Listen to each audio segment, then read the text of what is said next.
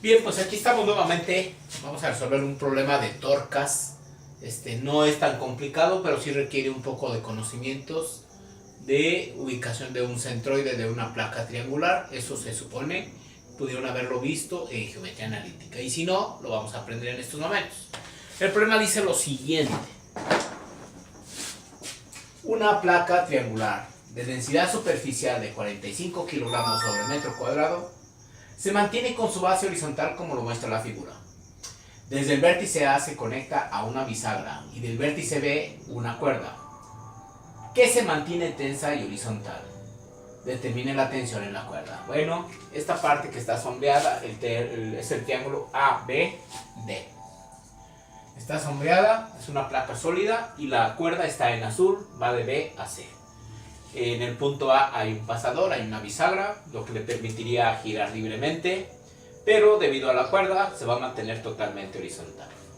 Entonces tenemos que hacer el diagrama de cuerpo libre. Aquí está el diagrama de cuerpo libre, la placa triangular ABD, el peso que actúa en su centro de gravedad. Ahorita vamos a ver cómo ubicar su centro de gravedad, el peso W, una reacción horizontal y una vertical en el punto A, una tensión que jala horizontalmente en el punto B.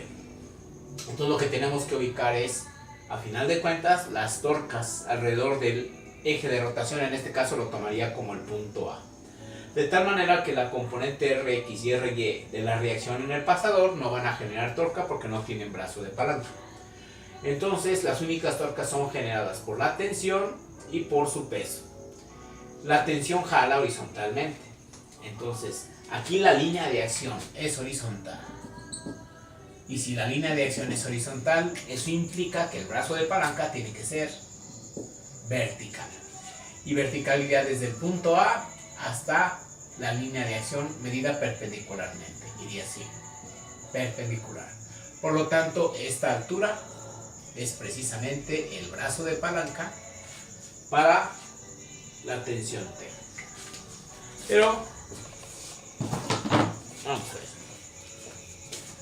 Ok, y esta altura, ¿cuánto es? 5 metros.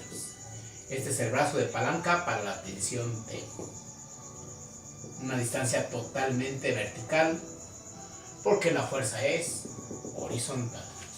Y entonces la torca generada por la tensión T, ¿cómo quedaría? La línea de acción de hacia acá, supongamos que esta es la manecilla del reloj, es jalada por la tensión y va a girar en este sentido, entonces es una torca positiva. Si analizamos ahora el peso va a estar dentro del triángulo. Ahora, ¿cómo giraría el triángulo si nomás estuviera el peso? Giraría en ese sentido. Si no hubiera la cuerda, el triángulo trataría de girar. Entonces genera una torca negativa alrededor del punto A. Aquí el objetivo es encontrar los brazos de palanca. Este brazo de palanca lo vamos a conseguir a partir de nuestros conocimientos de geometría analítica, que en algunas tablas ya están precisamente los valores de los centroides de ciertas figuras triangulares, o algunas otras, triángulos, rectángulos o algunas otras. Entonces lo que vamos a hacer es, si recordamos la definición de lo que es el centroide de un triángulo de geometría analítica, es el punto donde se cruzan sus tres medianas. Y hay una fórmula muy sencilla para encontrar las coordenadas del centroide, que son x1 más x2 más x3 sobre 3. Esa es me da la coordenada del centroide en x. Y la coordenada del centroide en y es y1 más y2 más y3 sobre 3. En este punto, pues, si ponemos el origen en el punto A, precisamente el eje X alineado horizontalmente y el eje Y verticalmente, las coordenadas del punto A son 0,0. Las del punto D son 4,0 porque tiene 4 metros de base el triángulo. Y la altura, que es 5, sería la coordenada de este punto, 4,5. Si obtenemos las coordenadas x1, x2, x3, x centroide sería x1 vale 0, x2 vale 4 y x3 vale también 4. Dividido entre 3, esto da 8 tercios. Esos 8 tercios de metros es precisamente esta longitud x, que como el peso actúa verticalmente, esa coordenada x se convierte en el brazo de palanca. Este es el brazo de palanca hacia este punto. Este es el brazo de palanca para el peso. 8 tercios de x en metros. La coordenada Y no influye, no la vamos a calcular porque solamente se trata de una longitud horizontal. Ahora, ¿cómo calcular el peso? Me dice que hay una densidad superficial de 45 kilogramos sobre metro cuadrado. Entonces el peso sería la masa por la gravedad. Y en este caso la densidad superficial tendríamos que despejar la masa. Sabemos que densidad es masa entre volumen. Si despejamos sería densidad por volumen, pero en este caso la densidad es densidad sobre área, porque es una densidad superficial. Y entonces la masa estaría dada por la densidad por el área. Entonces aquí sería densidad por área por gravedad. Si sustituimos nuestros datos, en este caso el triángulo va a tener un área equivalente al producto de sus catetos, 4 por 5 entre 2, porque es un triángulo rectángulo.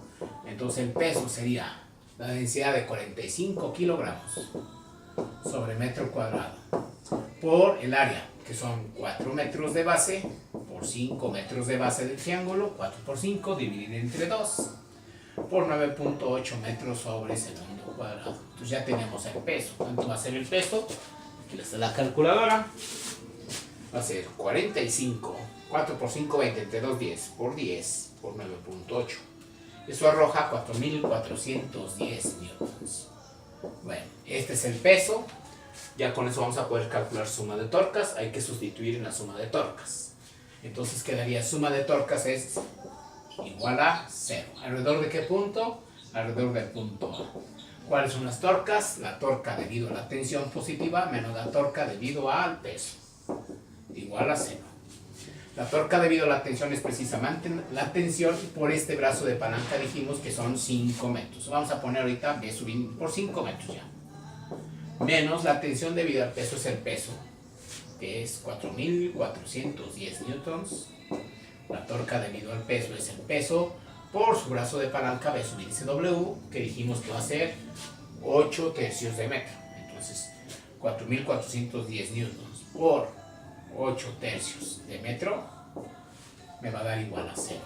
Entonces aquí despejamos 5 veces T, dividimos todo entre metros, se van los metros, igual a 4.410 por 8 entre 3. Eso da 11.760 newtons. Este término pasó al lado derecho sumando. Entonces me falta despejar T. Esto va a quedar 11.760 newtons. El 5 hay que moverlo. Este 5 está multiplicando y pasa dividiendo. Y entonces ya vamos a tener nuestro resultado de la tensión, que va a estar dado por 11.760 entre 5, 2.352 newtons. Este es el resultado de la tensión que nos pedía el problema. Hemos terminado, no estaba tan complicado.